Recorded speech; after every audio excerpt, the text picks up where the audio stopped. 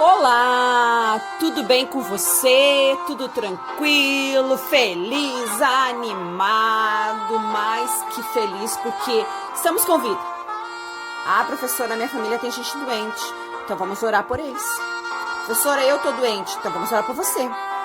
E a nossa meditação de hoje, a nossa reflexão de hoje está para você lá em 2 Crônicas 7,14, que nos diz o seguinte: se meu povo, que se chama pelo meu nome, se humilhar e orar, buscar a minha face e se afastar dos seus maus caminhos, dos céus o ouvirei, perdoarei os seus pecados e curarei a sua terra. Ô promessa maravilhosa! Percebeu como existe um Deus maravilhoso que não nos abandona? Então não vamos animar, vamos lá, vamos correr até o final, vamos vencer. Ele prometeu estar conosco. Então vamos suplicar que Ele cuide de mim, cuide de você, da nossa família e dos nossos amigos, ok? Espero que você tenha gostado da nossa reflexão de hoje, certo? E agora vamos à nossa aula. Para isso você precisa pegar a sua apostilinha, certo? Pegou a sua apostila aí? Ótimo! Mas para começar a nossa aula de hoje, eu quero que você dê uma olhadinha em algumas imagens que eu escolhi para você. Olha só, quando você olha esse globo terrestre aqui, enorme, e aí você vê vários continentes, várias nações aqui. Você fica pensando, mas como que consegue uma nação influenciar outra? Como um continente se vê influenciado por outro? Onde começou tudo isso? Quem começou tudo isso? Sabe como começou esse desejo pelo conhecimento, a busca lá no Barroco, que é o período literário que nós estamos estudando? E aí, eu quero trazer uma outra imagem para você.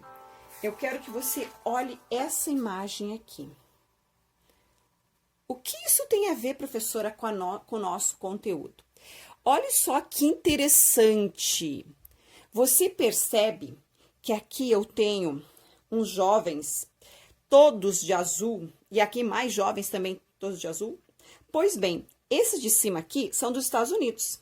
Esse aqui de baixo são da China. Sabe o que eles estão fazendo? Usando fantasias de personagens do filme Avatar, lá de 2010. E aí você pensa assim, nossa, como é que pode? Como jovens tão distantes, eles têm, então, a mesma perspectiva de conhecimento, compartilham conhecimento. Como que isso é possível? Então, deixa eu lembrar para você como chegamos nessa situação de hoje viver essa globalização. Mas começou lá com o Barroco, com aquele conflito do ser humano. Você lembra da aula passada? Prestou bem atenção? Ótimo. Só que hoje nós vamos trabalhar um pouquinho sobre o Barroco no Brasil. Nós vamos então trabalhar com o Barroco no Brasil. Então, vamos dar uma retomadinha histórica primeiro, certo? No século XVII, entre os anos de 1601 a 1700, eu tenho agora o Brasil inteiramente dependente de quem? De Portugal. E agora, a metrópole, né? Então, que fica mantendo a nossa colônia, que na verdade, neste momento, nós éramos Brasil colônia. E agora tudo que o Brasil produz vai para onde? Vai para a metrópole.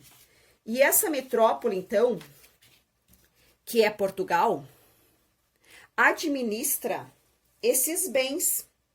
Então, todo o ouro e toda a produção dos engenhos, que no caso, né, a cana-de-açúcar, fez com que o Portugal enriquecesse. E, por sua vez, Portugal enriqueceu a Inglaterra. Então, você consegue perceber qual era o cenário do Brasil nessa época, quanto à política? E aí eu tenho, neste momento, a Bahia, que é o nosso marco agora aqui. Agora eu tenho a Bahia como centro de tomada de decisões. E o governo que administrava neste momento aqui, no Brasil, ele era nomeado pela distante coroa, né, que era lá de Portugal, que pouco se interessava pela questão das sociais, né, da sociedade colonial. Agora, se houvesse uma diminuição dos produtos, aí sim, aí ele se preocupava. Mas o que estava acontecendo lá fora, na Europa? O que estava acontecendo na Europa neste momento? Eu tenho agora a Europa com uma diversidade cultural muito grande. E essa diversidade cultural muito grande favoreceu a produção literária.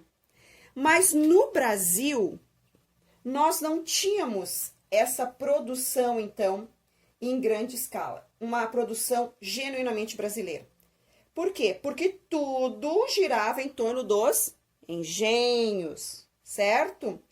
E agora eu tinha as aventuras daquelas que ousavam desbravar alguns novos territórios. Naquele momento, não havia lei no Brasil, a não ser, certo, que a produção literária da época, ela fosse, então, como vou dizer para você, que nós prestássemos conta, né, do que escrevia. Então, tudo que se escrevia tinha que passar pela metrópole. A publicação de qualquer texto na colônia era proibido. Somente a imprensa, que era controlada pela corte no Brasil, né, é que era, então, autorizada a publicar e distribuir as obras literárias. E isso perdurou por várias décadas, até que a corte veio para o Brasil. E neste momento, então, o país passou a viver de acordo com o quê? Com alguns critérios literários, certo? Então, a partir deste momento, o Brasil passa a viver com alguns critérios literários. Vamos organizar aqui melhor, certo? E esses critérios, então, literários, eles passam a ser controlados. E esses critérios literários, e eu vou organizar melhor aqui a ideia agora para você, para que você possa entender o que aconteceu com o nosso barroco aqui no Brasil. Enquanto na Europa havia uma diversidade cultural grande, no Brasil nós não tínhamos uma lei que fundamentasse isso. Por quê?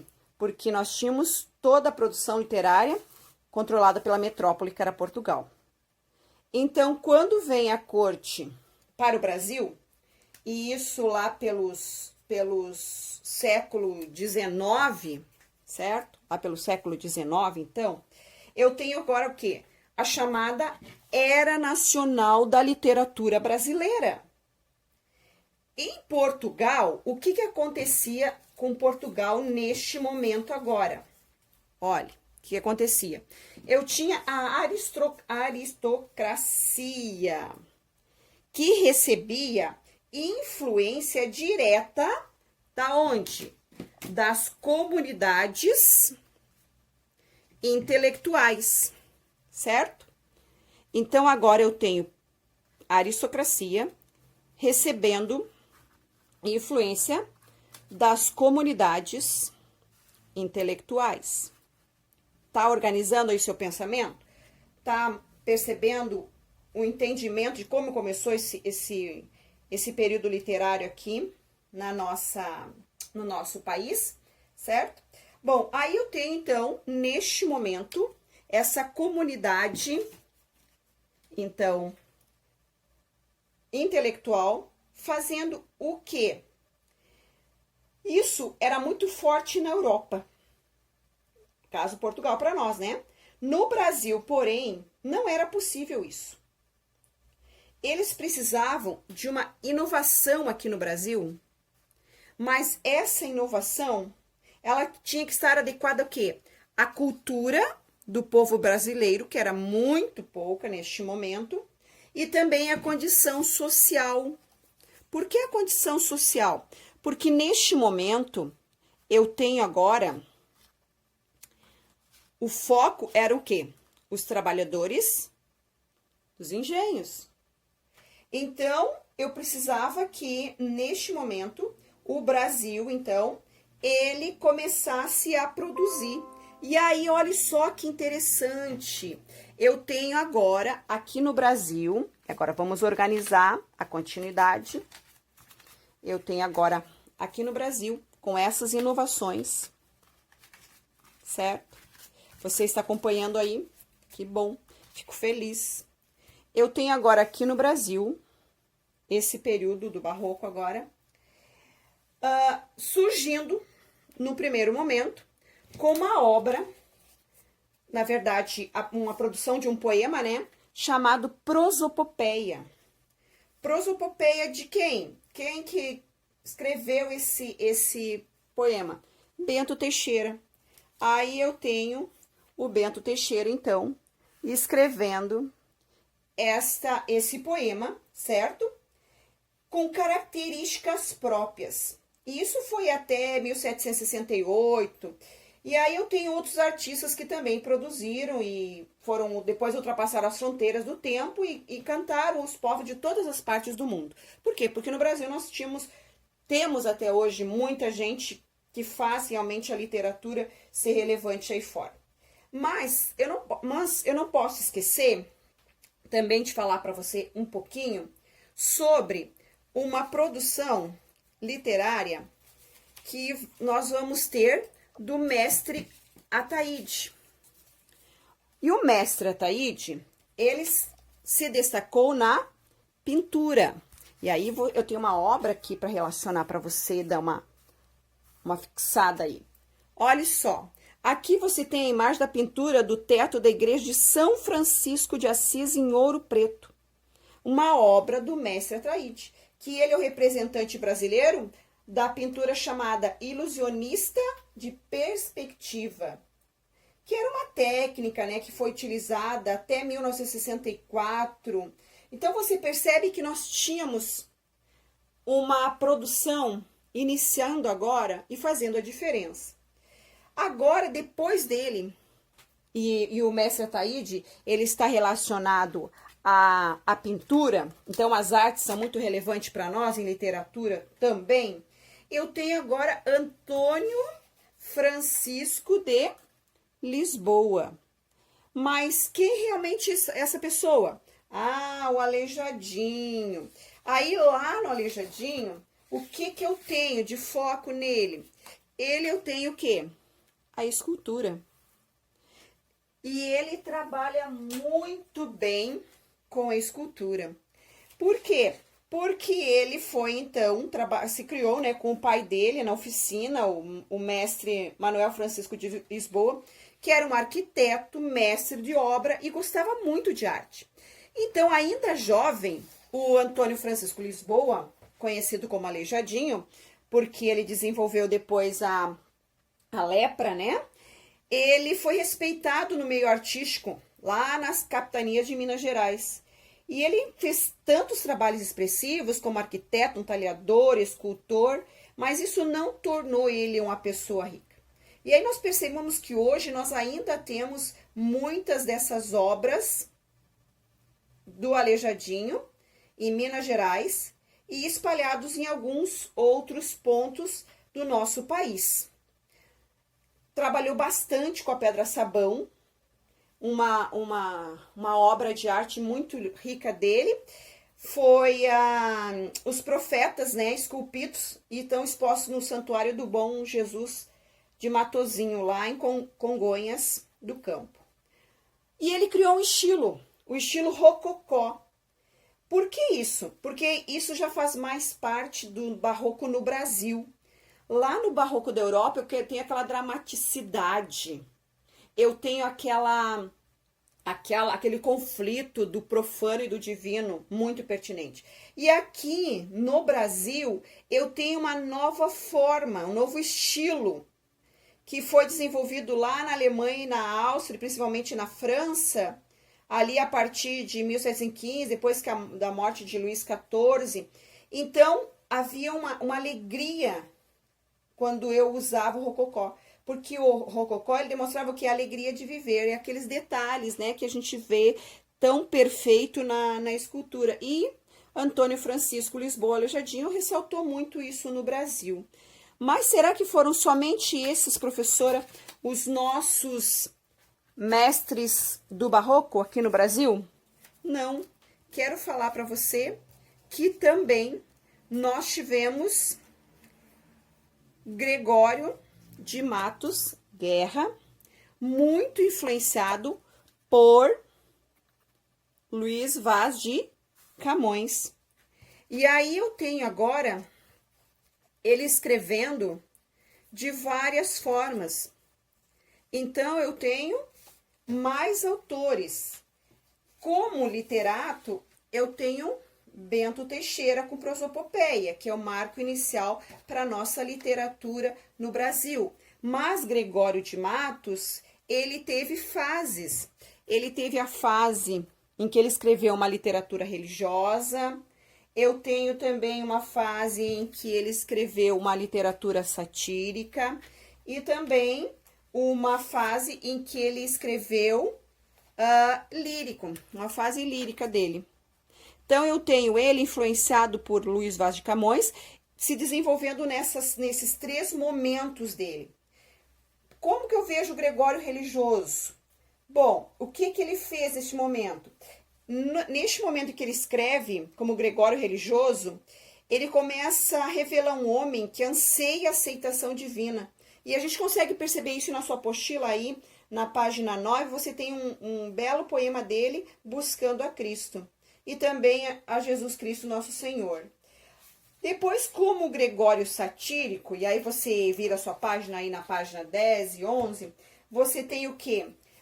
O Gregório agora fazendo em alguns momentos, ele chama cria, né, na verdade, versos chamados de feceninos, que é um termo derivado de Fecênia, que é uma cidade antiga Roma em que viviam poetas sarcásticos e obscenos. E aí ele desenvolve isso e escreve isso.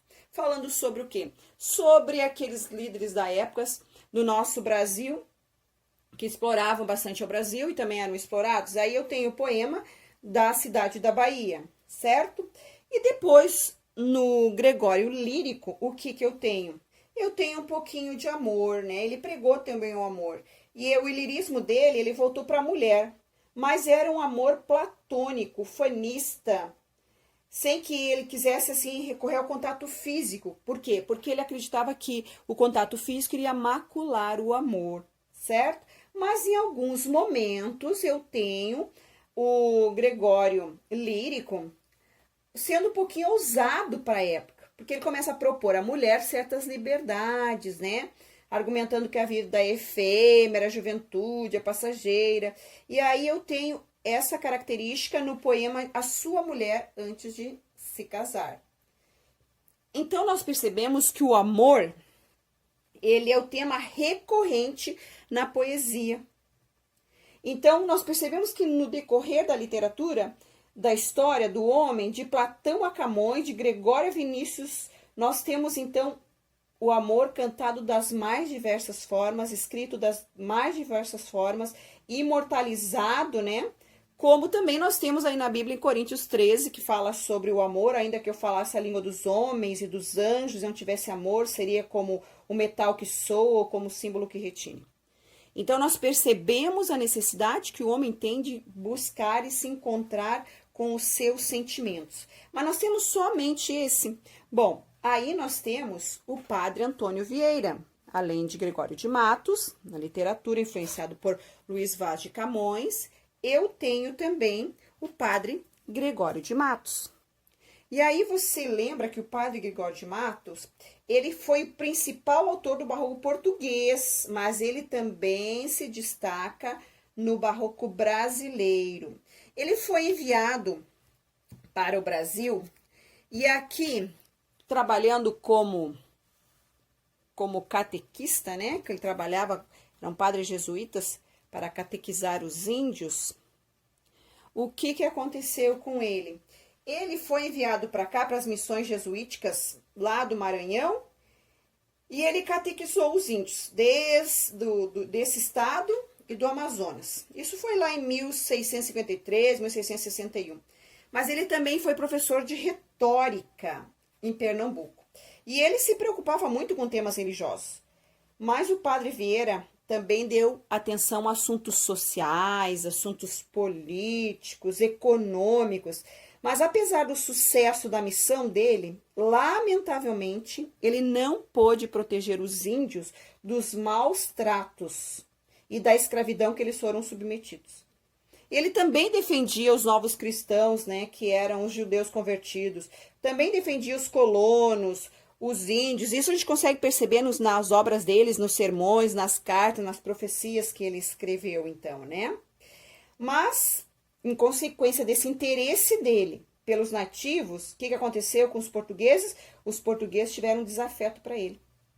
E isso ele mostra no sermão da 60ª, onde ele explica com aquela teoria profunda e perspicaz dele, como era difícil o trabalho de conversão, tanto dos índios como com as pessoas que moravam na colônia.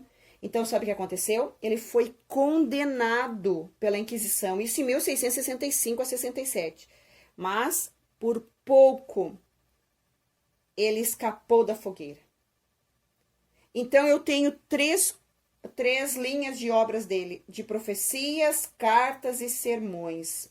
E aí você consegue observar tudo isso na sua apostila, lá na página, que tem na página 11 até a página 13. E aí você percebe que o barroco no Brasil, ele iniciou muito, vamos dizer assim, tolhido, né? Pela metrópole. E aí eu tenho o barroco, hoje, que eu consigo perceber, são nas grandes catedrais. E aqui está a Basílica de São Pedro, na Paz de São Pedro, né, no estado do Vaticano, que é a maior das igrejas do cristianismo, um dos locais cristãos mais visitados do mundo. Mas você observa ali o trabalho, os detalhes que existem aqui.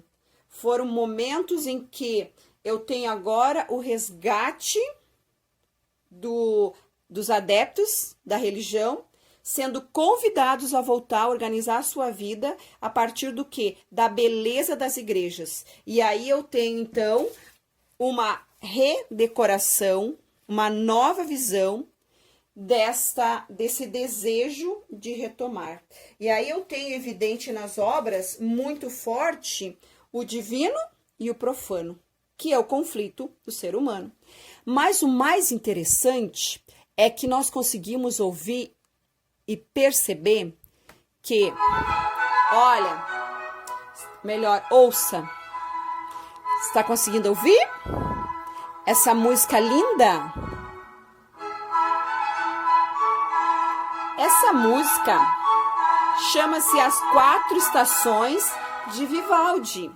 Vivaldi foi um mestre maravilhoso das artes, né, da música, onde ele mostra a mudança dos recursos sonoros que foram ao encontro, né, dos pressupostos artísticos do barroco, como a pintura, a escultura. Então, assim como a beleza na escultura, na pintura que nós já vimos, também há a beleza na música. E aí, além de Vivaldi, nós temos nesse momento Handel com o Messias, a cantata Jesus, a Alegria dos Homens, do Bach. Então, você percebe quão lindo foi esse período? Quantas coisas novas, quanta beleza, mas tudo em torno do conflito do claro e do escuro, do profano e do divino, e com muitas figuras de linguagem, principalmente as metáforas na parte escrita. E na música, então, novos recursos sonoros, que é a pauta que até hoje as pessoas usam para tocar com seus instrumentos, ok? Espero que você tenha gostado da nossa aula, tenha entendido tudo, anotou, faça o que a professora está propondo, certo? Adquira conhecimento e cresça. Um beijinho no seu coração e nós nos vemos na próxima aula, ok? Até!